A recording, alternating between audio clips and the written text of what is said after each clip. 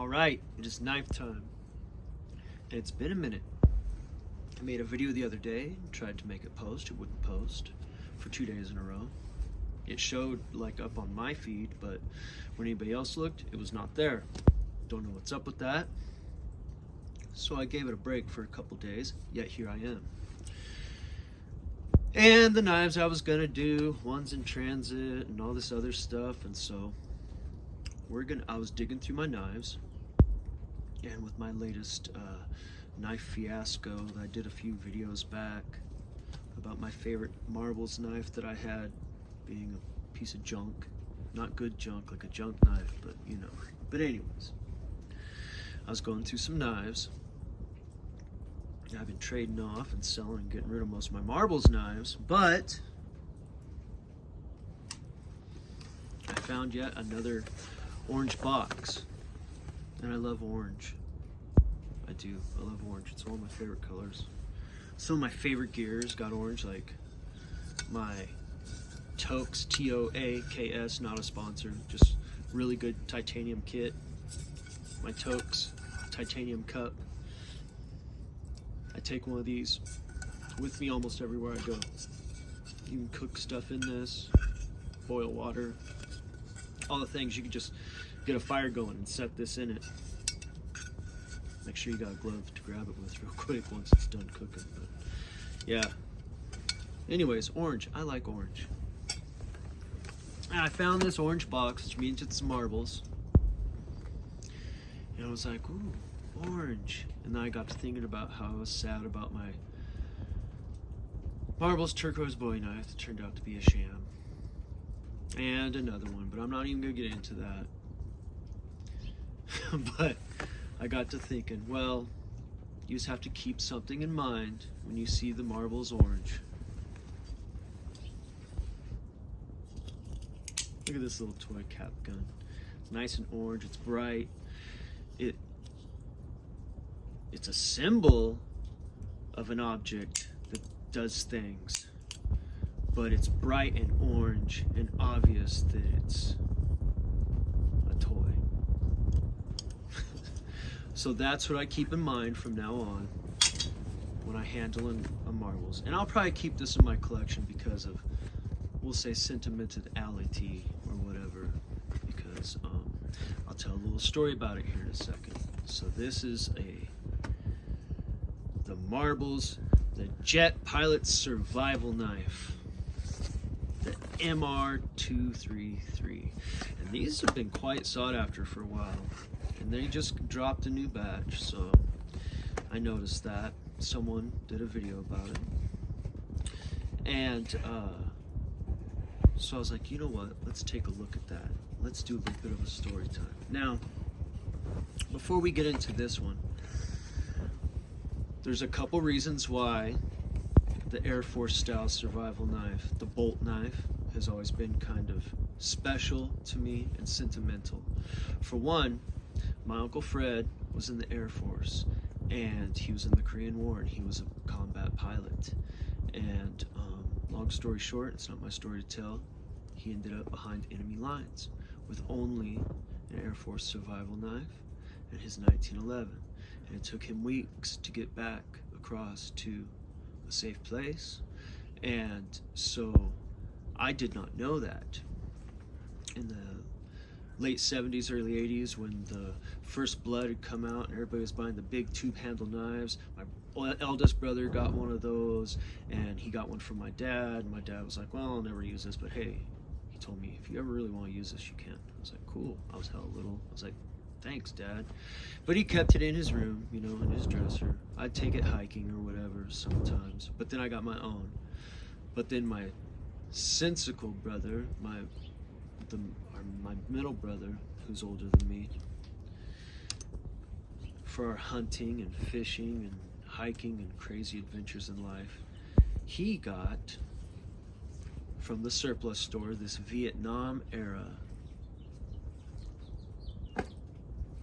United States Air Force survival knife, bolt knife. And I've seen a lot of the new ones of these things just be junk and stuff on the internet and stuff, but this thing is a tank. I've seen this thing do more stuff.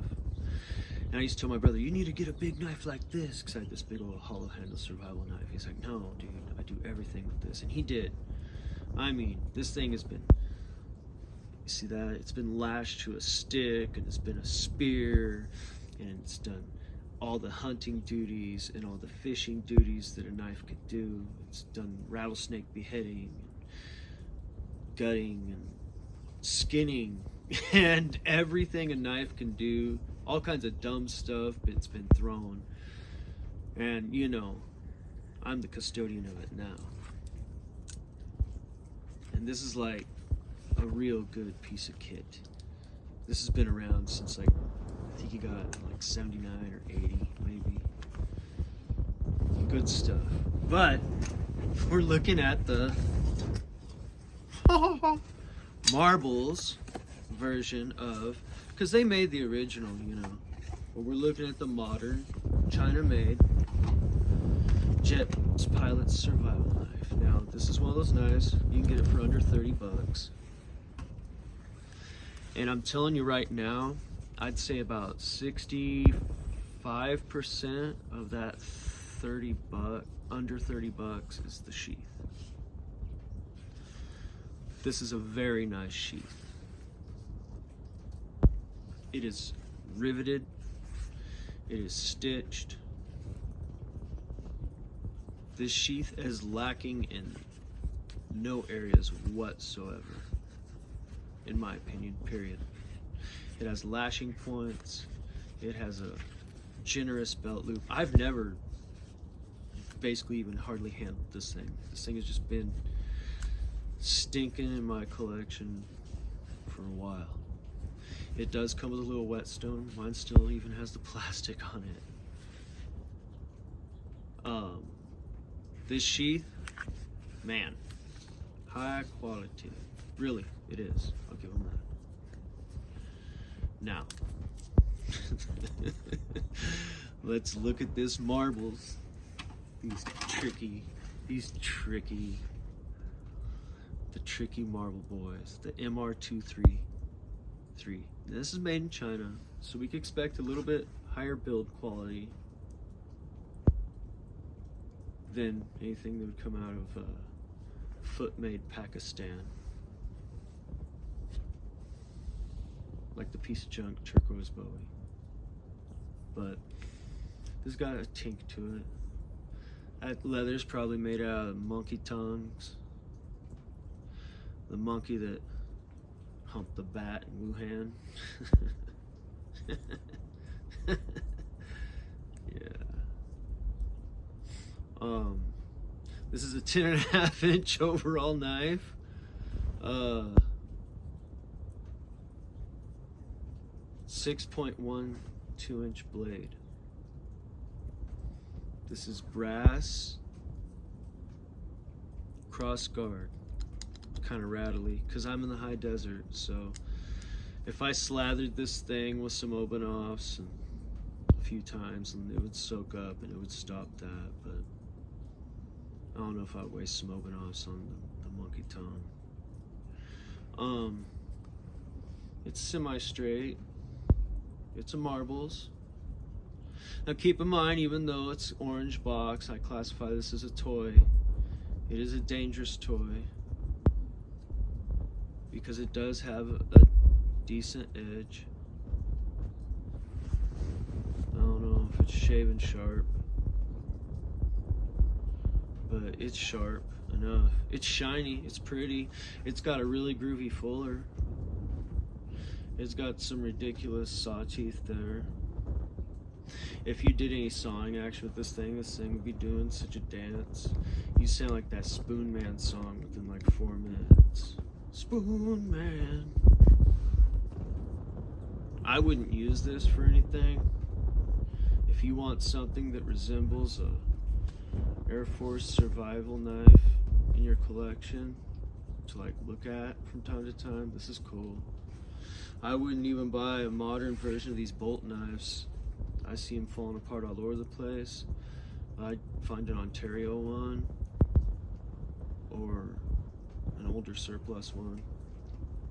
But original ones of these are like $2,000. like actual USA made marbles, Air Force knives, they're like up there. I don't know, this is kind of I'm a sucker for the stacked leather, monkey tongue handle. This is really cool. I aspire to make me a stacked leather handle knife in the near future.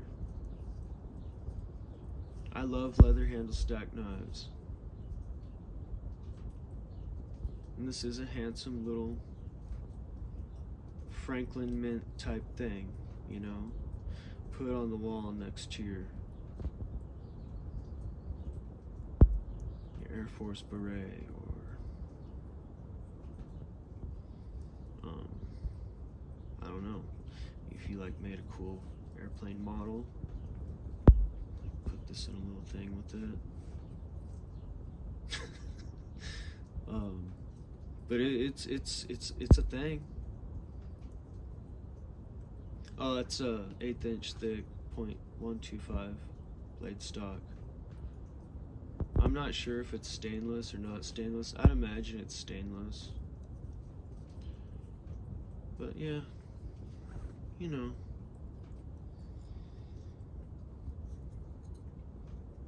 there's your monkey tongue handle.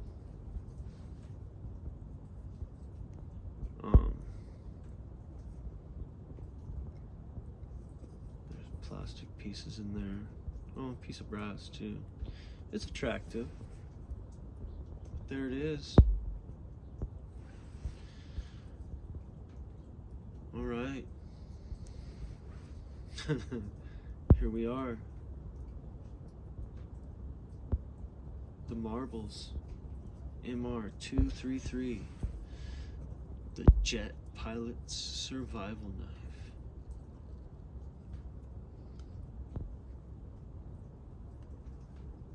You can get this and cosplay your Maverick or Goose. Yeah. What was Val Kilmer's call sign? I can't remember. I haven't watched that movie in a coon's age. Iceman. Yeah, that's right. It is an attractive shaped blade. A little bowed out Bowie boy. A little small for a Bowie, but hey.